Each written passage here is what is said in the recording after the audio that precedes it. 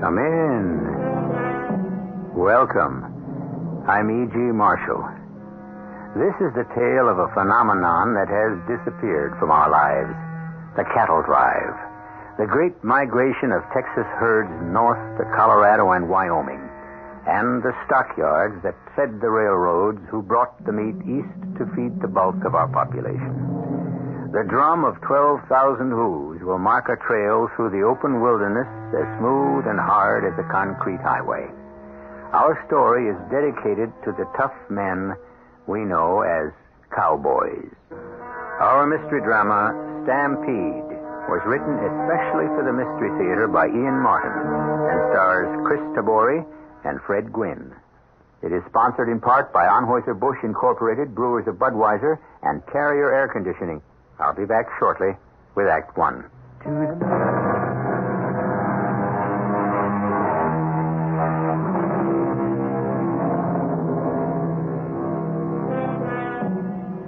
By 1865, the armies were dispersing. The men were winding their way home, tired, dispirited, and shattered at killing their brothers. The Union soldier may have had some uplift in the belief that his side was victorious, if in a bloody family conflict there can be any victors. But for the men of the Confederate armies, the return home was a long, weary road, with no hope left and very little joy. So Ned Parsons, volunteered at 17 and not yet 21, found his return to the Texas farm he had left with his father some 4 years ago. Who is it? I ain't surprised you wouldn't remember me. You forgot my father soon enough, I hear. Ned? Ned, is that you? I reckon I can't say no. Ned! Ned, boy! Oh, we've been searching how to find you out and no news. Some was ready to give you up for dead like my Harry, but I never did. Daddy's dead enough. But I guess you could say I'm still alive. Oh, Ned, boy. What's the matter with you? Oh, you look so fine, just so good to me. Oh, bit thin, maybe, but we'll soon put some fat on you now you're home. I ain't home, Mother. But the war's over. A lot of things are over. What is it, son? You look so bleak. Ain't you glad to be home? All the long way, I thought how good it'd be to see you and Sammy and Jenny and Sue. I thought about how Daddy was gone. But I figure I'd done a heap of growing up these past years, and I was most about ready to take his place. Till I got to town and found that somebody else had already taken over you, my sisters and brothers, my dad's place, and my whole family. Oh, Ned, you gotta understand. Mom, you can't ask anyone who lived through Vicksburg or any campaign to accept some copper John who moves in while the rest of us was bleeding like Dad, dying for a cause. Stop it! Stop it! What good did this war do but split us all, a whole country apart? What sense did it make? I lost your father. I thought I'd lost you. I don't fault you for answering the colors, but fighting isn't the only way that makes a man. Give yourself a chance to meet Jim and... No, sir. No, sir. Not anyway. But now you're home. I'm home just long enough to pick up old Baldy. I reckon he's still my horse. My daddy gave him to me. Of course he's your horse, Ned, but this is also your home and the rest of the family. No, I'm sorry, Mom. I just don't have the stomach... Now, you listen to me, Ned Parsons. I got a right to say my piece. I got 5 young'uns beside you, and for 4 long years I tried to hold this farm together. With your father dead and the 4 other young'uns' sake, I had to have a man to keep it going. Well, you could have hired one. What would I have paid him with? You made your choice. Now, I'm making mine. I ain't here to argue, just to haul on out. Baldy in the corral? Yeah, but... Well, I got to return this horse I borrowed. I'll just saddle up old Baldy and leave the other back to town. Then what are you going to do? I hear tell Mr. Brenner's taking a big cattle drive north. I figured to sign on with him, if he'll have me. Well, that means you'll be gone over 6 months. Then what? I don't rightly know. Maybe I'm wrong to be bitter, but it's the way I feel. I don't ever expect to find my way home again.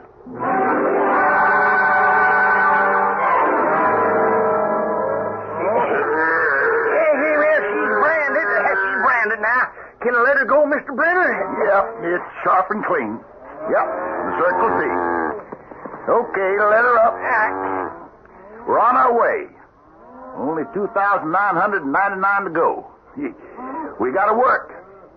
Mike, you break out some coffee and keep that fire going. There'll be more cooking there than branding iron. Muy bien, Senor Brenner. You want some prairie oysters when we got them to cook? Well, I wouldn't turn one down. Okay, boys, let's keep moving. We got a date up Cheyenne way before that trail gets too hot for a man to want to follow. Hey, Pecos, who you got over there? Young fella just rode in looking to sign on for the drive. Name of Ned. Ned Parsons, Mr. Brenner. Yeah. Do I know you? You might not remember me. I growed some since I seen you. I reckon you wouldn't forget my father, though. Will Parsons, by damn. You Will Parsons' son? Yes, sir. I ain't seen Will since he took off to war. Oh, say, didn't I hear... Yes, sir. My daddy was killed at Chickamauga. Oh, gee, I'm mighty sorry to hear that, son. He was a fine man. Yes, sir, he was. All of that. You wouldn't think anyone could forget that. No, I wouldn't. Pecos. Huh? You say something about Ned here wanting to sign up for the drive? Yeah, that's what he told me. I was hoping that you could use an extra hand, sir. Well, if I did, I don't think it ought to be you, son. Oh, now, if you was thinking of me as too young, I'd just like to say I'm home from near 3 years of soldiering. My daddy died in my arms at Chickamauga. Well, man grows up fast in the war. What I was figuring was I got no right to take a man like you away from a woman who must need you a sight more than either the Army or me ever could. You mean my mother? Yeah. Don't you think your first duty ought to be to her? No, sir. My ma don't need me. My daddy was out dying for his country. She found some old copper john to sneak in and take my dad's place. Now, boy, I'm going to warn you. I won't listen to one slight against Martha. Well, I ain't slighting her. She's married decent enough for sure. All I'm doing is faulting her. And that's the last I'm saying, except, well, she don't need me. Could you find a place for me? Well, it's a long haul to a far country. That's what I'm looking for. It's almighty lonely. And all work. That suits me fine. Coming out of the war between the states, you ought to have time to, maybe see some gals. Let down a bit. I got some long thinking to do, sir. And women don't set right good with me at the moment. We could use them, Mr. Brenner. Well, yeah, that's just what we're going to do. We'll start them off on left drag. Hey, you'll be eating dust all the way north. But once we get moving, I'll rotate. Now make sure he's got a good gun and bedroll. Now all we're waiting on is finishing the branding. And we're ready to roll.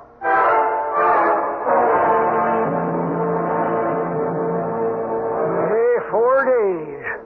Man, I am glad that branding is over and done with. I am dog-tired and hog-weary.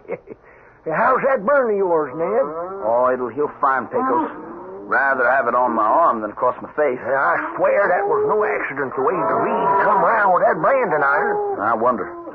He's a mean cuss, Ned boy. Now, you watch Snake DeVine. He's worse than a rattler they named him after, 'cause he don't sound no warning. You think he burned me on purpose? And I didn't see what happened, but I wouldn't put it past him. Hey, you two run foul of each other some way. When we were choosing ponies in the Remuda, there was a Pinta he wanted, and it was my turn to pick.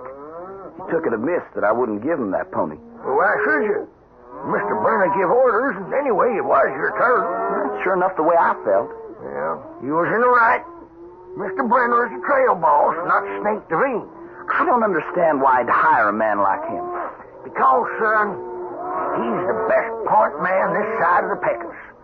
Now, he may be ugly and ornery, but someday when them dumb loco cows take it into their minds to stampede, you might just be glad to have someone tough as Snake to turn them back.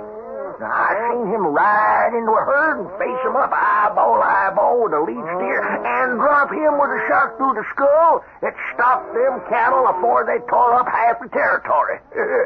Boy, that takes guts. All right, he's got guts. That don't mean I have to like him. Yeah, don't go looking for quarrels unless they're forced on you, Ned. The drive is a long time, and a man's got to keep a level head.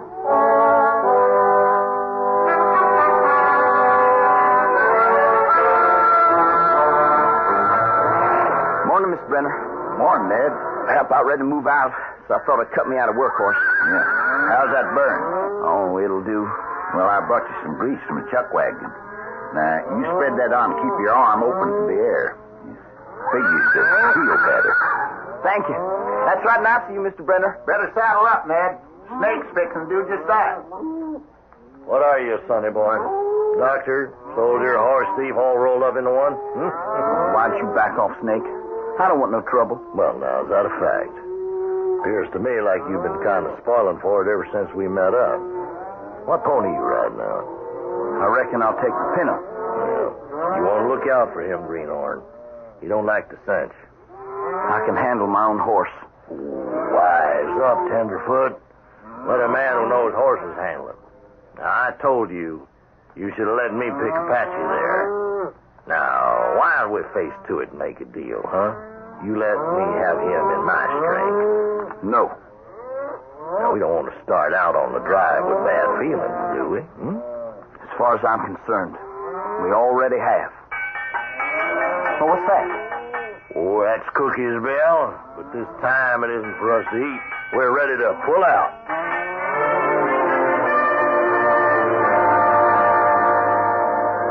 Men, couple of things I want to say. You're all cowboys. And to me, that means hands to 10 cows. Nothing else. You got any whiskey? Better drink it now. It'll last you'll have for months. Now, I find any man on the trail drinking, he gets paid off right there and turned loose with his own horse and one other. We got 8 spots to control the herd. The points will be Duveen and Dago Red. They got the most experience. The other 6 are the 2 flanks, points, and drags, who are going to eat a lot of dust. So they'll rotate, morning and afternoon clockwise. Now, keep your guns in your belts, even in stampedes. And a hat or a bandana wave is just as effective. And remember one thing. It's a long trip. You got to depend on the man next to you, or behind you, or ahead. Maybe you got to swallow something your gut don't want to take, here and there. It's a long trail. Just face on up to it. The chuck wagon and the remuda are already rolling. So here we go. Straighten up, boys. Move around.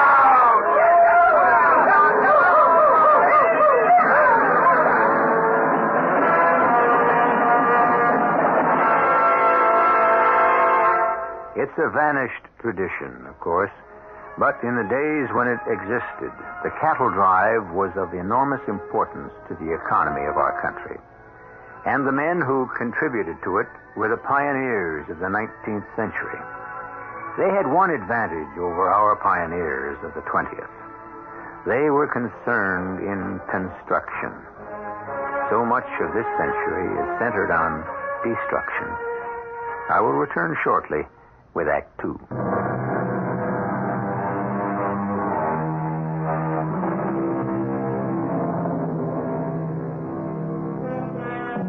The first 3 or 4 days of a cattle drive are of special importance. The instinct of every separate steer or cow is to want to return from where it came. The thing to do is to keep the cattle content, to let nothing frighten them from outside, to assure them they are safe. Out of this grew 1,000 cowboy songs, a soft, soothing singing to the cattle lying down at dusk is what developed a whole literature of Western music. And the cowboy who loved you so true. Everything quiet, Ned. Oh, yes, sir, Mr. Brenner. Good. You keep it that way. You move out at least 50 yards if you even want to spit. Anything, a coyote, howl, sneeze, spurs jangling could bring them critters to their feet and start them heading off for home. Yeah, 3,000 of them. Once they get set, they're mighty hard to stop. I know it, sir. Well, I'll see you. Yes, sir. This valley, they say you are leaving. I shall miss your bright face and long smile. No, Kristoffer! Sangrano parte! Holy shit. Now, easy there, boy. Easy, boy. What happened? I don't know. Look, try and hold them. They started milling.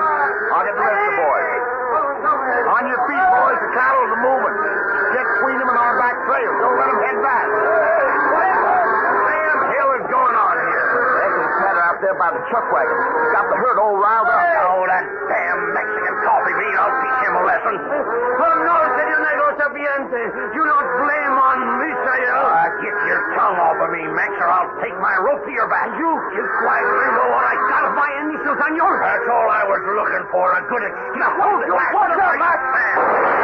Damn you. Now you've done it for sure. You plain out of your head. That herd was fixing to stampede before you topped it off. Now, ride, all of you. We don't stop now. By tomorrow night, we'll be back where we began.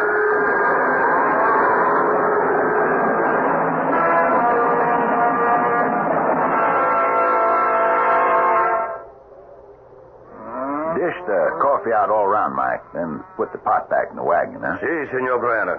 But listen, now don't none of you get any idea this here's any party. It's more in the nature of a court. Now, we're just lucky we headed off that route, but it cost us 5 head. 2 we had to shoot, 3 got trampled. And on top of that, we're going to lose a full day while the cattle rest up, and the hands. Now, I want to know how come there was all that clatter of pots. Well, ask Mike. Came from his wagon. Sure, but you make it. Duveen? How? He was looking for my whiskey. That's a bare-faced lie. Mike, you got whiskey in your wagon? Sure. Always I carry it. Spite of what I said before we moved out. It's not for drinking. It's for, what you say, medicine if someone is hurt. Will you listen to that? Senor Brenner, you can smell my breath. And why if I go for my whiskey when I know where it is, I am so clumsy, knock down my own pots and pans? Well, what do you got to say to that, Duveen? Well, you going to take the word of a white man over some lousy Max? Right. I wasn't near his wagon. Ned, you were closest. What do you think? Well, it was dark, Mr. Brenner. I only heard the noise. I didn't see who caused it. But, what, son? well, when Snake Duveen here rode up, he come from the direction of the chuck wagon. I put my money on Mike's word against his. Why, you lily-livered hag... You can stop right there, Duveen. I know if it hadn't been for you last night, we'd have never got them cattle there stopped. And we sure as hell can't head for Cheyenne without a cook. So let's write this one off, huh? Excepting for one thing. You're coming with me right now, Mike, and get that whiskey and empty it out on the ground. That way, no one's going to be tempted in any more accidents. Now, come on. Si, Senor Brenner. I'm going to tell you something there, soldier boy. What's that? I ain't got no forgiving nature like Mr. Brenner there. You got a big mouth. It's a long trail, and I got a long memory. So next time I burn you, it won't be with no branding iron. It'll be just plain hot lead.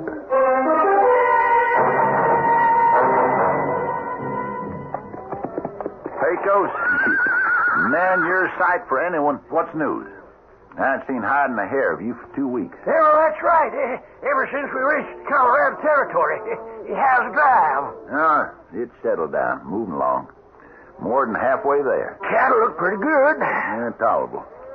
They could use some water. Been a long dry spell the last 60 miles. You gonna tell me there's none up ahead, huh? No water you got. Now, you can fetch that by tomorrow. Well, the herd's restless. They can smell it. Which pass do I take? Well, now, there's 2 rocks you can just see sticking up ahead there now. Call them the Twin Owls. Now, the draw to the right looks real dandy. Only trouble is, it ends in a bluff, drops away 500 to 600 feet. It's a dead end. That's a mighty fine name for it. And the other pass? Yes, it's crawling with Comanches. That's what held me up getting back to you. And now there's some settlements now, and, well, God help the folks in them. Just scattered farms. Is that a full war party? Oh, yes, sir. Headed our way? I'm afraid so, and not far off my trail. Now, I'd get set up for an attack at sundown.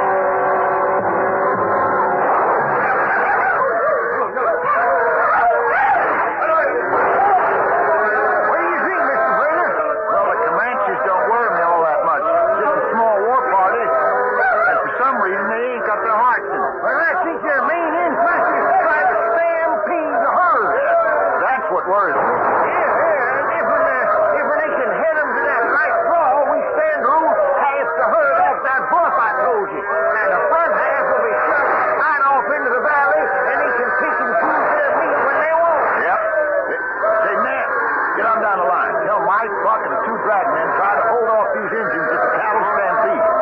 Then you come on back to the rest of the side now. They gotta go to the left of them twin rocks. Right, Mr. Brenner. How's it going, Mike? I think I got one, but...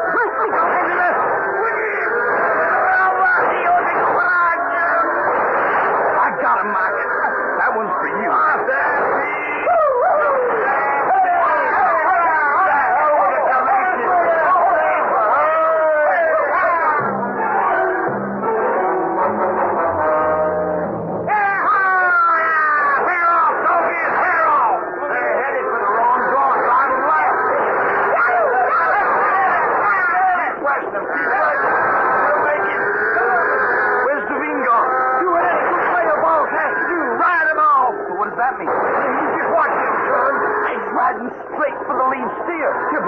Unless you look down that old longhorn, now if old whiteface be his first, we've saved the herd.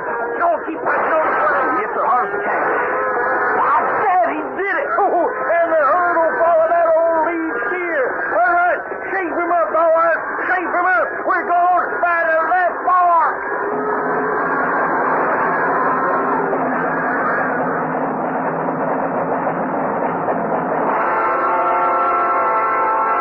Mr. Brenner sent me back to see what you wanted, Pecos. What is it? There's something I don't rightly know how to handle, boy. How's Mike? Well, his shoulder's pretty bad. Can't get the arrowhead out. Oh, them Injuns. The only reason they had no heart for battle and took off once we turned the herd is right back up the hill there. The settler's farmhouse burned. All the outbuildings. Yeah, and the settler himself, dead and scalped. Just his young wife left alive behind. We finished it all off. Beet farmer. Stampede went straight across his fields. What the engine left behind, we wiped out. Except that girl. She's the only one left alive? Yeah, she real shook up. You know, maybe you could get her to talk, being more of her age. Ma'am? Yes? I'd like to introduce myself. My name is Ned Parsons. My name is Ellie Tate. I mean Ellie Gottenschalk. Those savages, they killed my husband. Well, not more savage than us. Our cattle sure killed off your beet crop. You look like you could use something to eat, ma'am. Or at least some coffee. I should be asking you in for that, but there's nothing left. Oh, what am I going to do now? Oh, now, don't you worry about it none, ma'am. We'll help somehow. Oh, here comes our trail boss now. Mr. Brenner, this here is Mrs. Ellie Gottenschalk. Just make it Ellie Tate. I guess the Gottenschalk part doesn't signify anymore. How do, ma'am? I'm sincerely sorry for the damage our herd has done and for everything else you've gone through. I thank you kindly. How did you escape? Well, I was by the barn when the Indians came. They killed my husband right off, and then they had torches they were setting to everything. While they were driving off the animals and the horses, I got away to the river and hid under a ledge where I do my washing. Oh, I see. What do you figure you'd do now, Mrs. Tate? Oh, well, we could make it, Ellie. First off, I got to bury my husband. Oh, now, we're going to take care of that, ma'am. Oh, you're right kind. And then I have a sister in Denver. If I could get there somehow. Catch her now. Yeah, I have her, sir. Oh, she's just wore out and starved. Can't we take her with us, sir? Well, we owe her something for that crop of steers flattened. Besides. Yes, sir? Well, with Mike hurt, he's going to need some help with the cooking.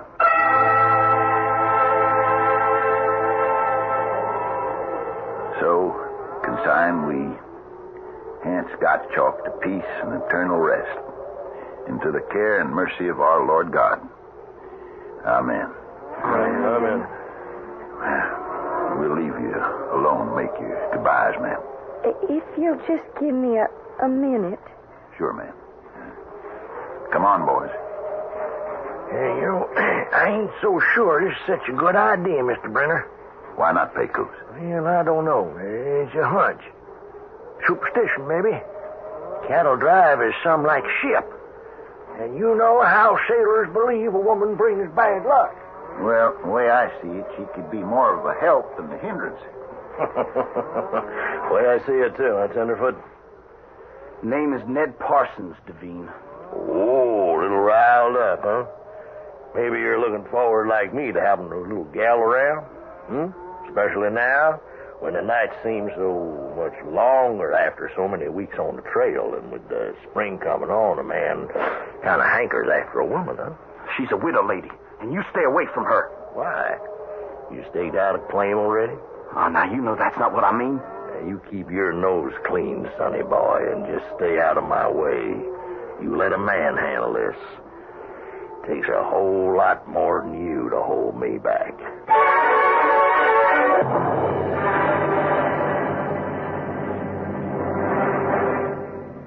Strangely prophetic words from Snake Devine's lips, if he only knew it. For a lot more than he bargains for stands in Devine's way to Ellie. And when Ned and he finally tangle, the same strange force will stand allied with Ned. I shall return shortly with Act 3.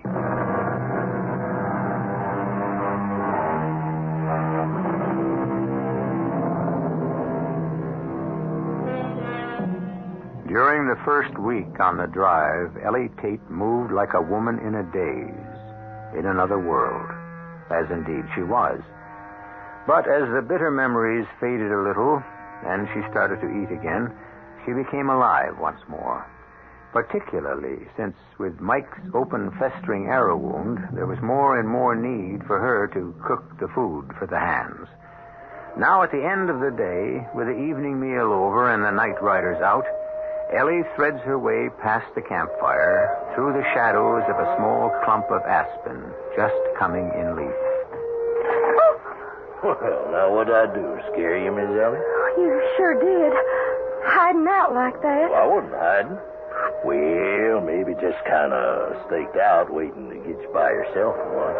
You better take your hands off me or I'll scream. Now, come on. You ain't no little girl. You grown woman. A married one. At least I was. And don't tell me you ain't glad to be out of it. Now, I saw him. Fat old man, ain't old enough to be your father. Don't you talk about hands that way, you filthy animal. Ouch! Oh, you struck me. You're lucky it was only in the hand. All right, Miss Fancy. I'll remember that. And so will you next time. There won't be a next time. You like to make any odds on that? Everything all right, Miss Tate? I was looking for Mr. Brenner. You spoiling for trouble, Parsons? Not right at the moment. Mr. Brenner is right behind me. Brother, one of these days, I'm coming looking for you, boy. Oh, I'm sorry. I didn't mean to bring trouble. Well, I reckon you can't help it, just being a woman and all. Well, I'm sorry. I was trying to thank you. I reckon I'm sorry, too. I was just... Well, I mean, you gotta understand that... Ned, boy, I just wanted... Oh, why, hello, Miss Tate. I sure hope I ain't butting in on it. Oh, of course not. I was looking to tell you something. It's about Miss Aiel. Who? He's running a... Miss Aiel Lugos, the cook? Oh, you mean Mike? Yeah, he's running a high fever. The wound is very bad. Someone has to take out that arrowhead or amputate the arm. Otherwise, he'll die of blood poisoning. Well, ma'am, I don't rightly know. I wouldn't have the first idea how if Pecos were here, but you see, he's off scouting, and I don't know who else. Well, if it has to come out, I think maybe I could do it. Enough hot water and cloth? Yes, fine. The knife red hot yet? Just about. Hand me that bridle strap. Oh, here, Mr. Parsons. Thank you, Mrs. Gottenschalk. Okay, Miss Aiel. You bite hard on that leather. I have strong teeth. Good. Then we'll double it. Okay, Mrs. Gottenschalk. Mr. Brenner, hold him while I get the knife.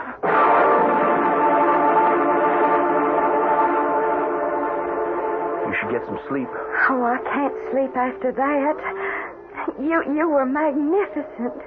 I only did what had to be done. Oh, you were still magnificent. Oh, I'm embarrassing you. No, ma'am. Well, then what? You don't like me? Oh, you don't like women. I didn't say that. You don't have to. You're polite and you'd protect us, but you don't like us. I've known that since we first met. I don't like women who forget the marriage vows. But you... oh, no. You can't seriously think I was being a coquette. Well, nothing was further from...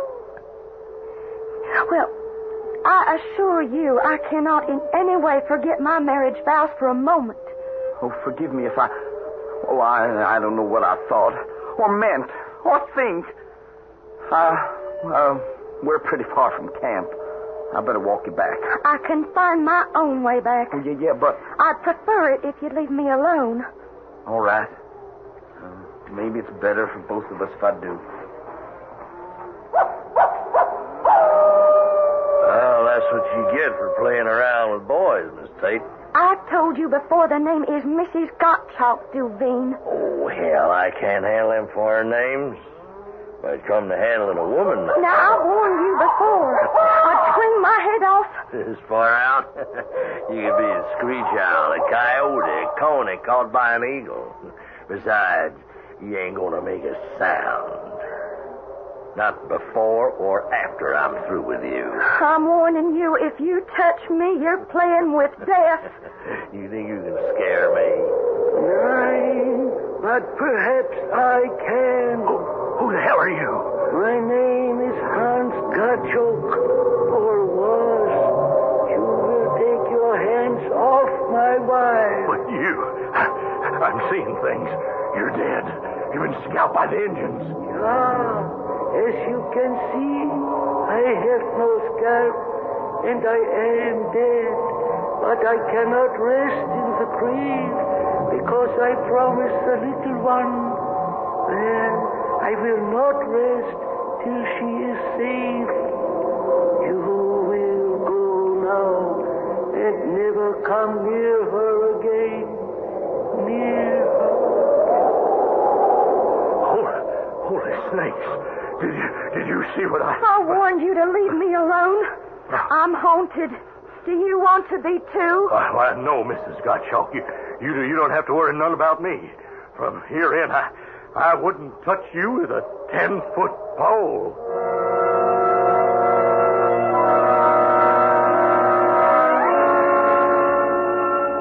So, you think we got no problems up ahead, Pecos? No, sir. Now, you should roll right into Cheyenne about 10, 12 days from now. Fine. I reckon we're near abreast of Denver by now. I can send Miss Gottenschalk on in there tomorrow. Yeah, well, Mike back to his shelf again? It appears to be. He's mended over fine the last month. He looks good. More than I can say for little Miss Ellie. She looked kind of peaked to me.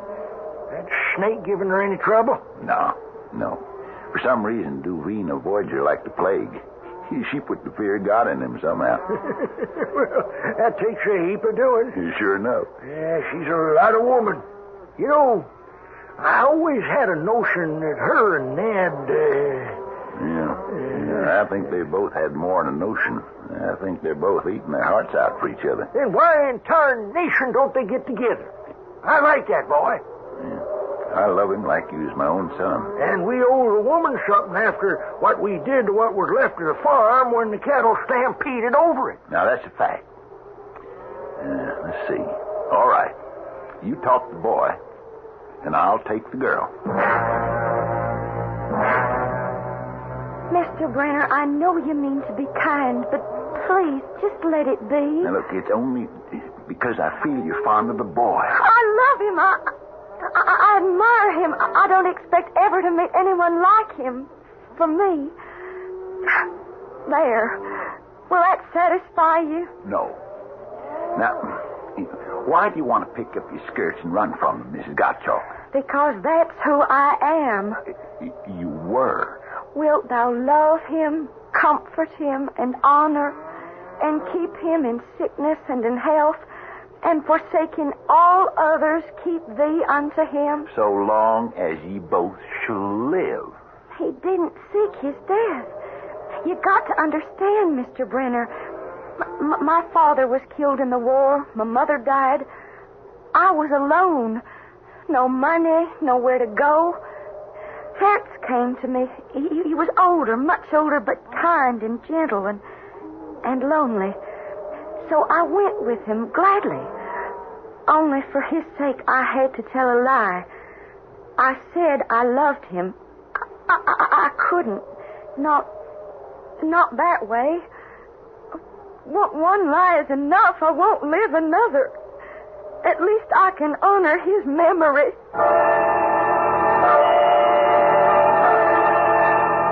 It's just no use, Pecos. It just ain't in the cards. Now, come on, boy. Just listen to reason. This ain't a thing that has to do with reason. It comes from the gut. If I was to make any move towards Ellie, I'd be putting myself in the same class as that copper John my ma betrayed my father with. And nothing you can say will change my mind. Nothing on earth. Now leave me alone, Pecos.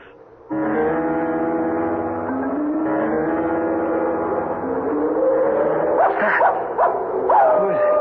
My name is Hans Gottenschalk. Ellie's husband. Yeah, we have not really met before. But you're dead. Yeah, but not at rest.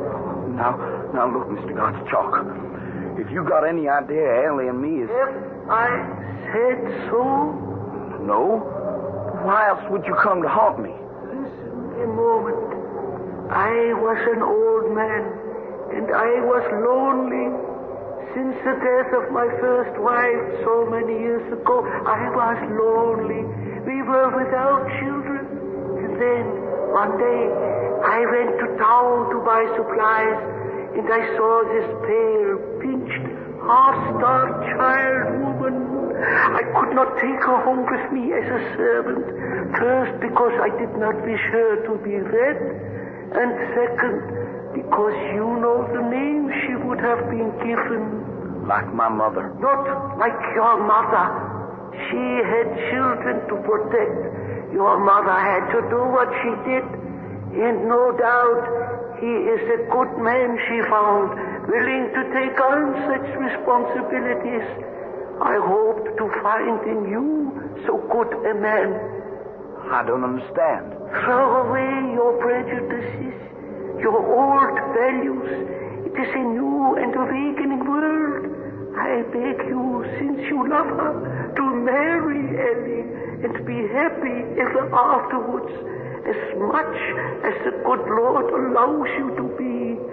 My time is come, and I can rest. It is up to you how well I may.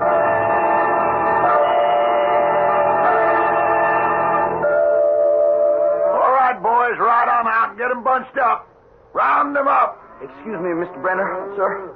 What is it, Ned? I was just figuring to myself, with Pecos back, you could easy drop an extra hand like me for the last week. Could you consider paying me off? Why? Where are you headed? Well, you see, Ellie and me here... Mr. Brenner, the only lie I ever told in my life was that I have a sister in Denver. I just said that so maybe you'd bring me on north. Oh, well, right glad I did. But what are you going to do in Denver, a lone woman? I don't figure to be. Now, that's why I want to get paid off, sir. I got a big notion, Mr. Brenner. You know the last weeks how we've seen what good grazing land this is for cattle? Yeah. Colorado sorghum. Can't be beat. Here's my idea. You leave me one good bull and some cows, pay me off, and I'll file me for some land. By the time you go south again and come back with your next drive, we'll have the beginnings of a herd right here. You did say Ellie and you. Oh, yes, sir. Well, that's part of the thinking and part of... Well, I wouldn't know what to call it. Would you, honey? Best way I know how to say it is the best marriages are made in heaven. You're going to be married. As soon as we hit Denver. Only one thing, Mr. Brenner. Yeah. You, heading back for Texas after this drive? Yes, son. By rail to St. Joe and then south on the river as fast as the boat can carry me. Would you take a message from me? Sure enough. Could you just look up Mama and say, I was wrong and I understand? I'm like the country. I'm just learning to grow up.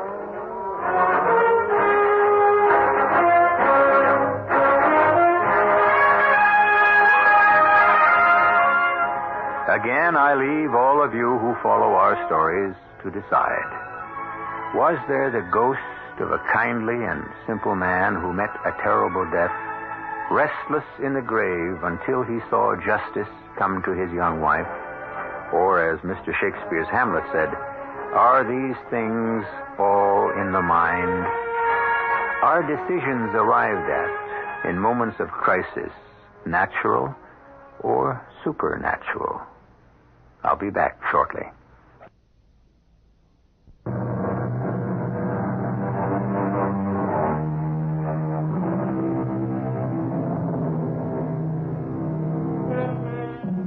Our cast included Chris Tabori, Fred Gwynne, Catherine Byers, Gilbert Mack, and Earl Hammond. The entire production was under the direction of Himan Brown. Radio Mystery Theater was sponsored in part by Buick Motor Division. This is E.G. Marshall inviting you to return to our Mystery Theater for another adventure in the macabre. Until next time, pleasant dreams.